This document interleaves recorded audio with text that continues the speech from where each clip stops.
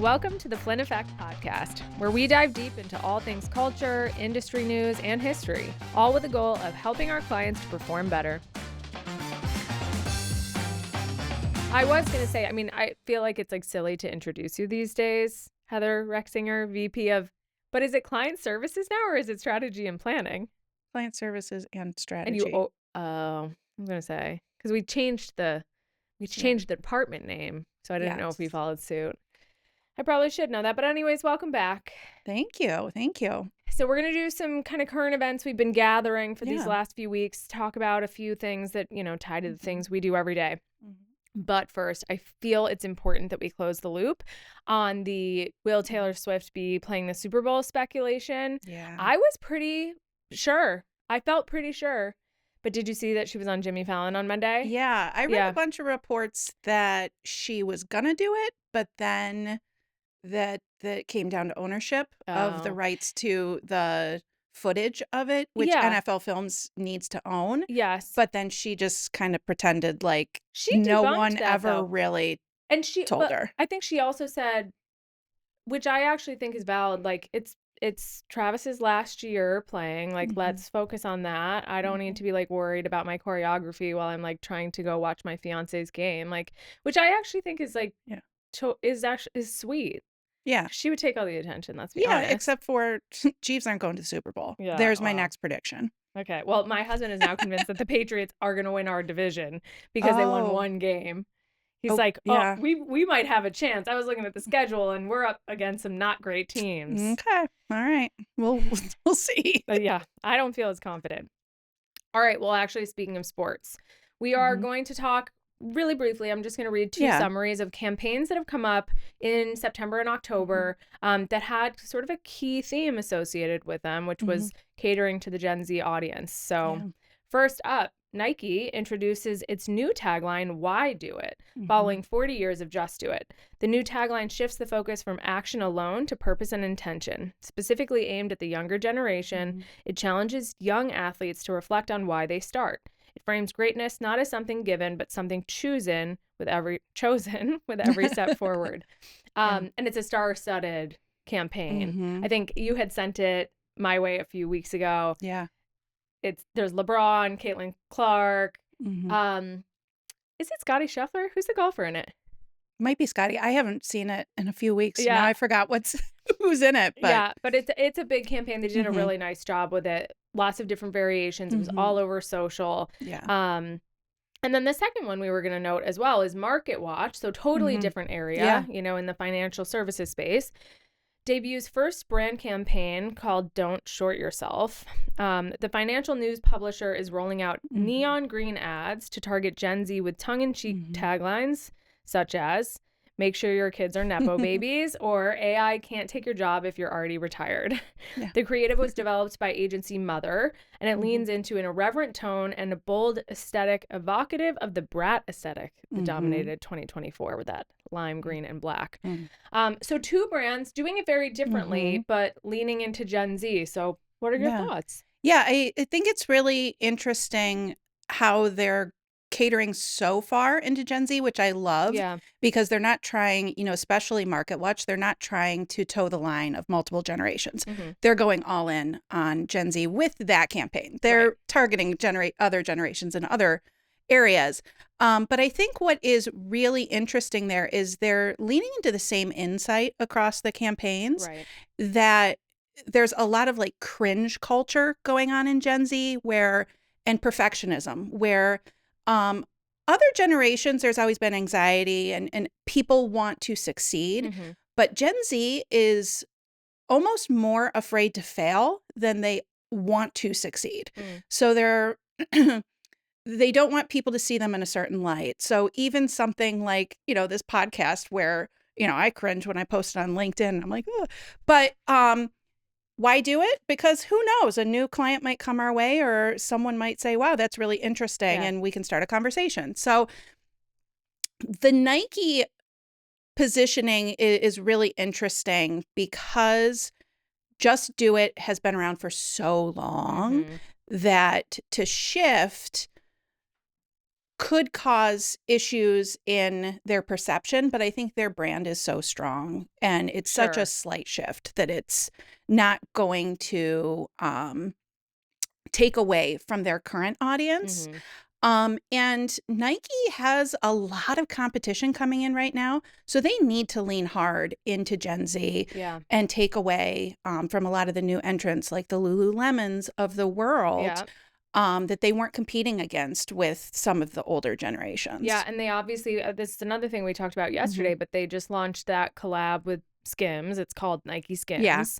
So I personally think that's aimed a little bit more at millennials, but as you're saying, like they've got different collaborations, different campaigns out there going after different groups, which I think is really smart. I mean, for years and years, it's been you need to have a more personalized approach. I think what is wonderful about Nike ads is like you can recognize them in no time at all, right? Like they've done a lot of brand awareness over the years. It's not as much like focused on product. And so it became extremely recognizable. But I also think it's nice to be like, let's highlight this specific group, or let's make sure that this is resonating with this other group in a way that's different than before. Exactly. And I think you bring up a great point about both campaigns as well, is that they target an outcome, not a product.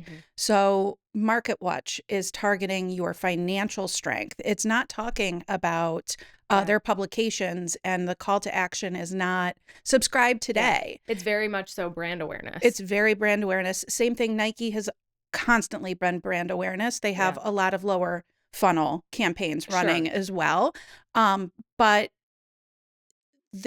Nike has always been more about that feeling of success and that Nike gives you, rather than talking about the specifics of a product or the materials. Yeah, and you know what I think is interesting?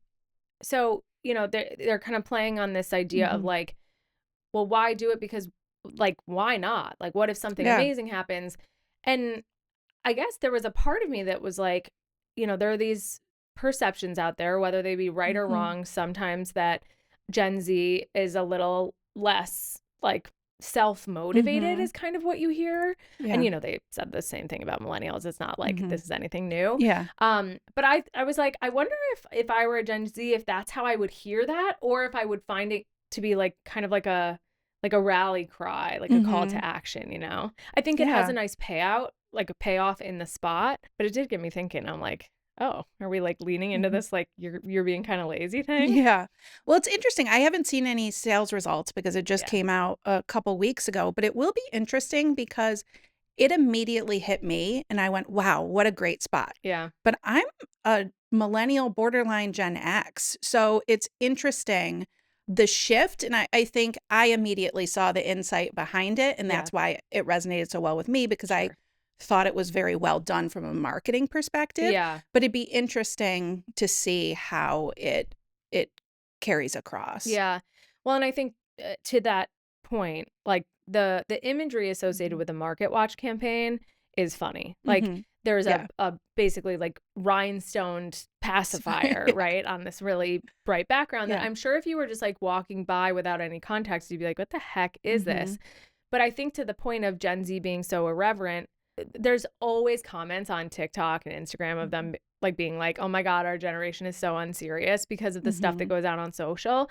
And I think they did a nice job of playing into that of like, no, we're not trying to sound like some like super buttoned up, like historic financial brand, even though we've been around for 30 years. We're really trying to just like have a little fun. Exactly. And the Nike even, the voiceover on the Nike spot's Tyler, the Creator. And he giggles a little at the end of it. So it almost is that traditional, very serious Nike tone. And then it ends with a little bit of unseriousness to tap into that as well. So both are very, very well done. And I wish, you know, I would have worked on them. But I mean, it's always helpful when you can tap into a real insight like that, you know, and just working on campaign level work it's just so much fun. You know. All right, we're going to take a big turn because our second story sort of topic, if you will, is really about generative engine optimization, which I will be referring to as GEO so that I don't trip over my words 400 times. But we've been talking a lot about that. I think we've even talked about it here on this podcast and kind of like how to stay ahead of it, because there are a lot of clients who are worried about it, especially clients who have big PPC and SEO programs already in place. And I think the good news is GEO is sort of like this almost convergence of those two coming together. So if you have a solid foundation, that's going to bode really well for you. But there's like little nuances that have been coming out that we're learning as we go. So just going to read through a couple of things. There was a Fast Company article that came out, I think 2 weeks ago on GEO, and they had some interesting stats. So ChatGPT use has doubled since 2023, which is quite a bit. I mean, even then we were all like in total awe of it. But obviously it's not only for assistance with writing emails and those types of things, which, you know, I think a lot of us now are using often, but it's a lot of searches. So people are, you know, typing in what's the best laptop in 2025 or looking for restaurant recommendations because they're taking a trip to Austin, Texas, and they're using things like that. So in addition, referrals from chatbots are up 357% year over year, which is huge. That's a lot. And now many people are using the AI summary at the top more so than even clicking into any of the links below, where it was always like you wanted those coveted top 10 spots, even really top 3, right? Above the fold, if you will. And now it's like you don't even get a chance. So you really want to be written up in the in the summary. And so there's a couple of things that this particular author recommends doing that, in my opinion, are just very close to like web SEO stuff. So first, technical quality of the company's website. So that is like your SEO principles, making sure that you're keeping up with those. The content that it publishes. So again, making sure that you're putting new stuff out there, that it's keyword dense, all of those things. Also that it's scannable from a chatbot perspective. Like listicles and bullets and things like that seem to do very well. And then the last thing is the overall strength of the brand. So the stories that you are telling about yourself, as well as others are telling about you. So press coverage, social media success, online reviews, industry accolades and awards.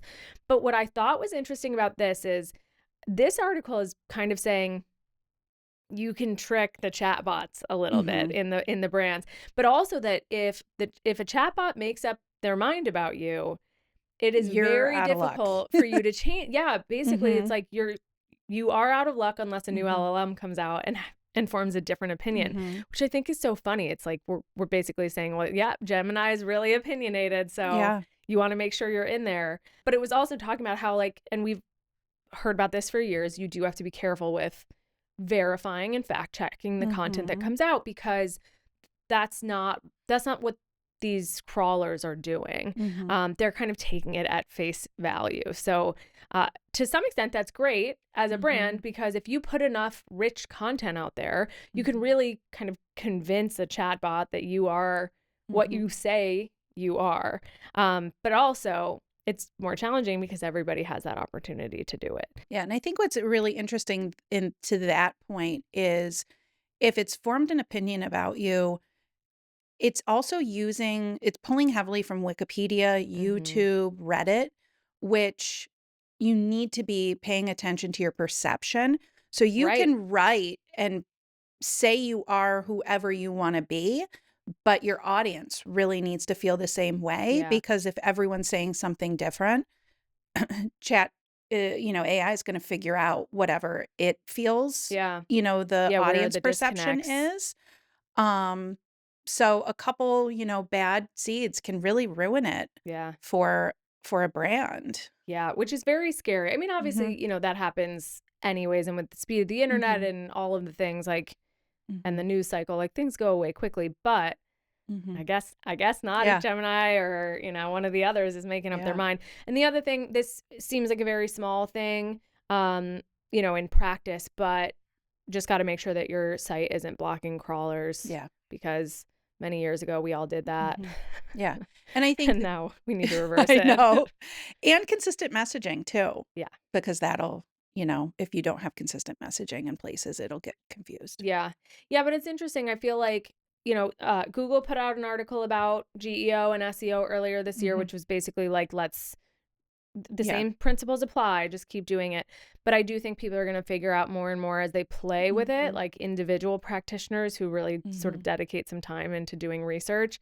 And I'm interested to see like how you're able to then adjust SEO and PPC, because the other thing is like our paid, and I don't know if we know this yet, but I wonder if paid search programs are going to become a little less effective if people aren't making it past, you know, that initial summary, or if they are no longer using traditional search vehicles like Google or Bing, and they are going straight into ChatGPT or another LLM. So yeah, it'll one to watch. And I think the big takeaway that I keep getting from a lot of these articles is it's a piece of the pie. Like we say with everything else, we don't just run one tactic in a campaign. Right. Now it's SEO, PPC, and GEO. Yeah. So you've really got to be paying attention across all of these and having them work together and making sure that the messaging across everything is consistent. Right. But I do find the zero click really interesting. I've always, you got to Google your own name once in a while to see what shows up for you, right? And I've now started Googling Flynn, just to see how they feel about us. And it's really interesting because we obviously have a positive, obviously we're seen as very positive in there. But I think that'll be interesting to watch as brands go further to see for unknown entities. So, you know, a company like us, so we kind of fly under the radar for agencies. It'll be interesting to see if that adds validity as people are doing searches for brands. If GEO is, you know, in that zero click space, AI is saying, yeah, this is a really reputable brand and people love it and have seen a lot of success using this product or working with this company. If that helps to persuade people more so even than what they're paying to push out there or put on their website. I certainly think it's possible. And I do believe I shared this anecdote the last time we were talking about GEO, but we actually got a prospect who reached out to us on our website because they said they were looking for a family-owned agency that works in healthcare, specifically in a diagnostic space. And we showed up because of the content of our website, which, you know, was great to hear. We must be in favor of whatever LLM that is. But yeah, I mean, I would hope that it's going to become a larger piece of the strategy, to your point. I'm like kind of waiting for whatever the new word. Remember when like omnichannel became a thing and everyone was like, okay, that just means like integrated. There's so going to be a word for like SEO, GEO, and PPC together. I know. And that's what I stumble on all of them. I know. We should just come up with whatever we call it. It'll be proprietary to Flynn. I love a proprietary solution. No, we don't have any of those. No.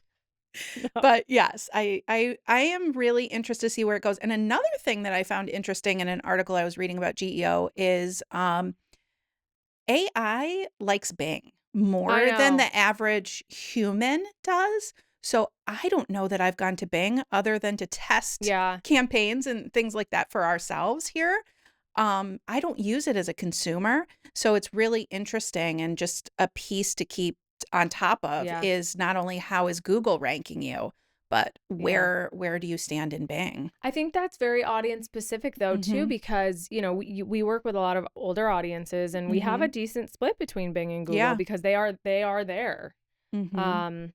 So yeah, that'll be interesting to see how that evolves too. And I actually couldn't even speak to like if does Bing have summaries at the top of theirs as well, AI summaries? I should know, but I don't.